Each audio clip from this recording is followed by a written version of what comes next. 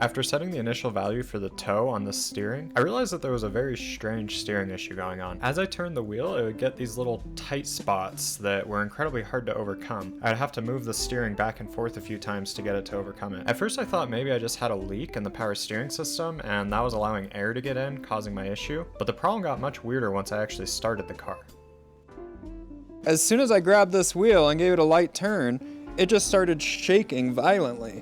It was like the power steering pump was turning my steering super hard, and I've never seen that before. That's really weird. I've never seen a steering wheel turn on its own when the car is stationary. So I was trying to figure out how the hell that could happen, and I think that I accidentally swapped my pressure and return lines on my power steering box. I think those two lines right there are backwards. So what was happening was, as I was turning the wheel by hand, it was building pressure that was then opposing me moving the wheel any further. And then when I actually turned the car on, the pump was trying to turn the steering wheel. It was very strange. In my videos, I put a big emphasis on making things easy to work on. Well, this is one part of being easy to work on that people don't often think about. If you're designing something, put in what are called engineering controls or make it safe by design. Make it so that you can't screw up putting it together. When I first built all these power steering lines, I thought it would be easiest just to slap -8 on everything. What I should have done was put -6 on the high pressure line and -8 on the return line. That way you could never plug them in wrong. They wouldn't screw together. Remember, what can go wrong will go wrong. If it matters, design it so it can only go together one way. Your future self will thank you.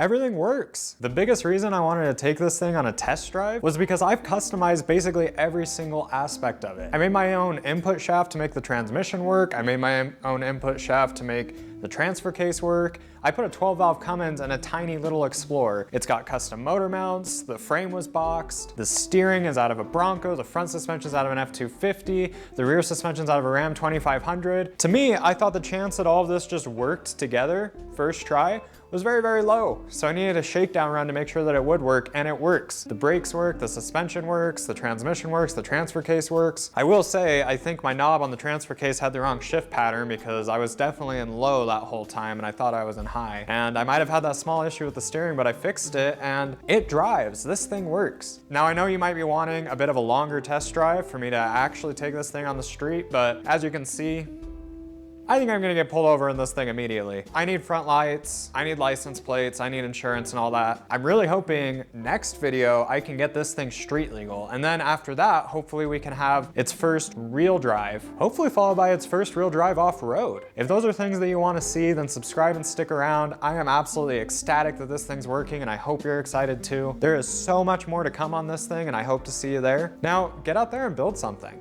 I hope to see you next time.